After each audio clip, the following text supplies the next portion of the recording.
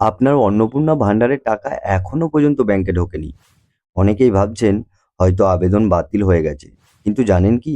হাজার হাজার মানুষের টাকা শুধু একটা কারণেই আটকে আছে। ডিবিটি লিঙ্ক বা আধারের সঙ্গে ব্যাংক অ্যাকাউন্টের লিঙ্ক না থাকার জন্য। আর সবচেয়ে বড় কথা হলো, অনেকেই জানেনই না যে তাদের ডিবিটি লিঙ্ক অ্যাক্টিভ আছে নাকি বন্ধ হয়ে গেছে। তাই আজকের এই ভিডিওতে আমি আপনাদের দেখাবো নিজের মোবাইল দিয়ে বাড়িতে বসেই মাত্র 2 থেকে 3 মিনিটে কিভাবে চেক করবেন আপনার ডিবিটি লিঙ্ক ঠিক আছে কি না। কিভাবে বুঝবেন কোন ব্যাংক অ্যাকাউন্টে আপনার ডিবিটি ম্যাপ করা হয়েছে। আর যদি ডিবিটি লিঙ্ক না থাকে তাহলে একদম সহজ পদ্ধতিতে কিভাবে সেটি সক্রিয় করবেন, তাহলে আজকে আমরা সেটা জানবো। ভিডিও শেষে এমন কিছু গুরুত্বপূর্ণ তথ্য শেয়ার করব যেটা না জানার কারণে অনেকেই বারবার আবেদন করেও টাকা পাচ্ছেন না। তাই ভিডিওটি একদম শেষ পর্যন্ত দেখার অনুরোধ রইল, কারণ শেষের তথ্যটি আপনার সবচেয়ে গুরুত্বপূর্ণ ব্যাপার হয়ে দাঁড়াতে পারে। তাহলে চলুন বেশি দেরি না করে শুরু করা যাক।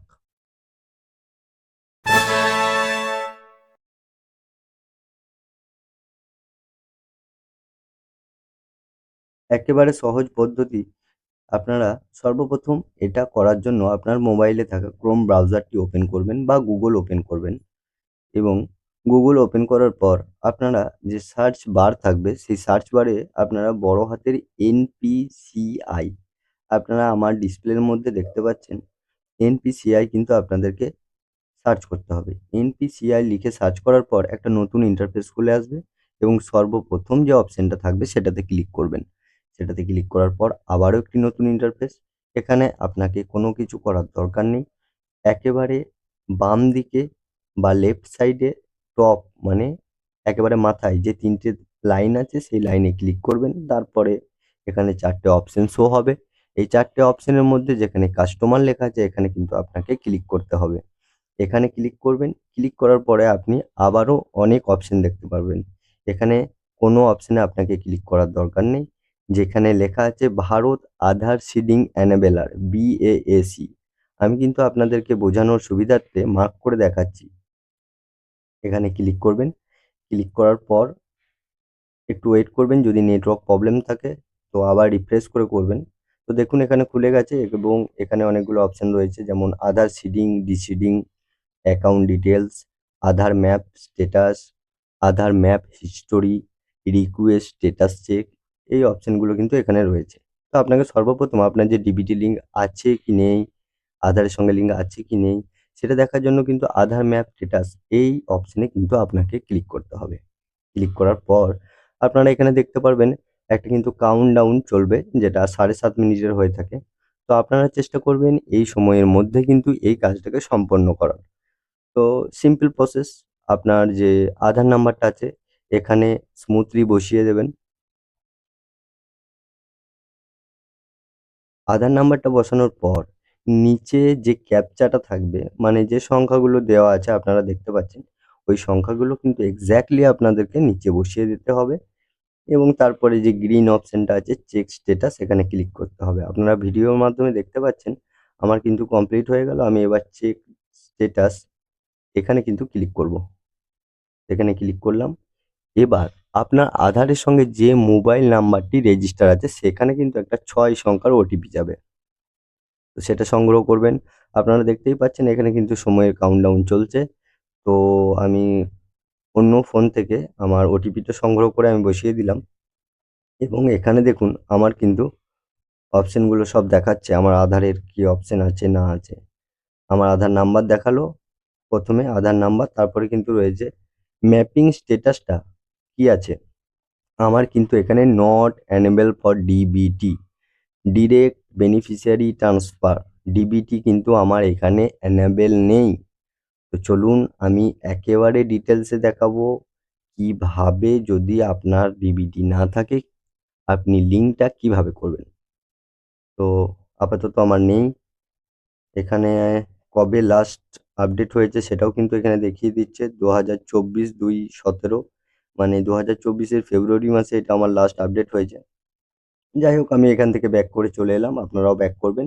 এরপরে যে অপশনটা আছে সেখানে ওই BAAC ওখানেই ক্লিক করবেন।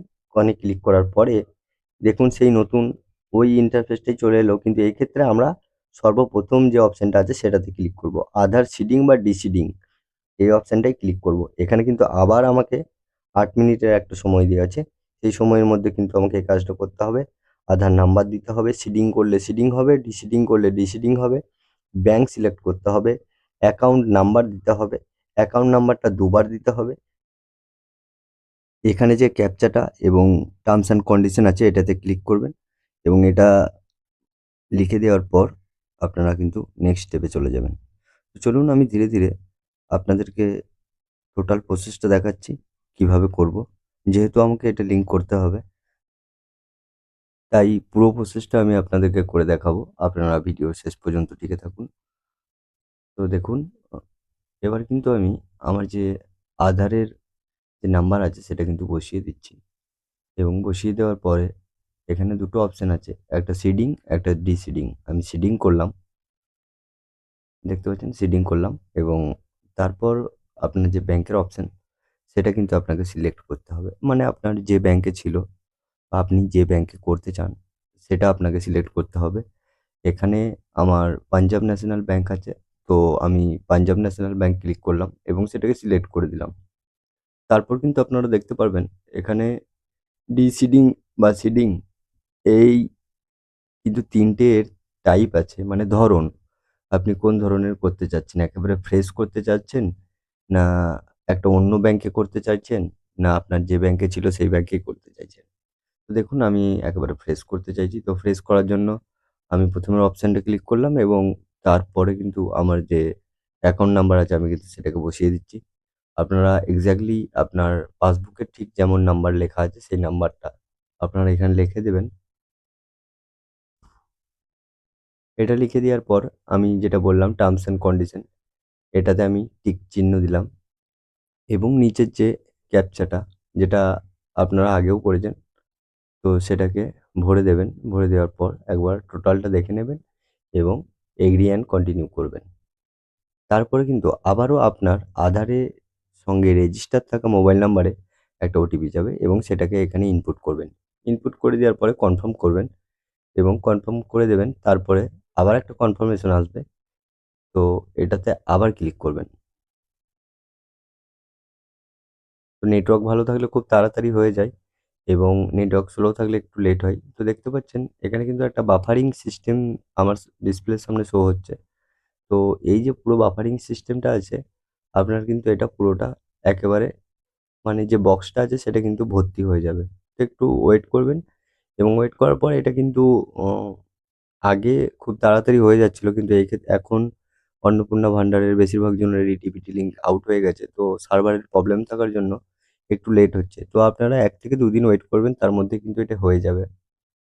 তো দেখুন, আ আমি কিন্তু আমার যে ডিবিটির লিঙ্ক আউট ছিল সেটা কিন্তু আমি লিঙ্ক করলাম আপনাদের সামনেই এবং আপনাদের যদি কোনো বুঝতে অসুবিধা হয় অবশ্যই কমেন্ট করবেন।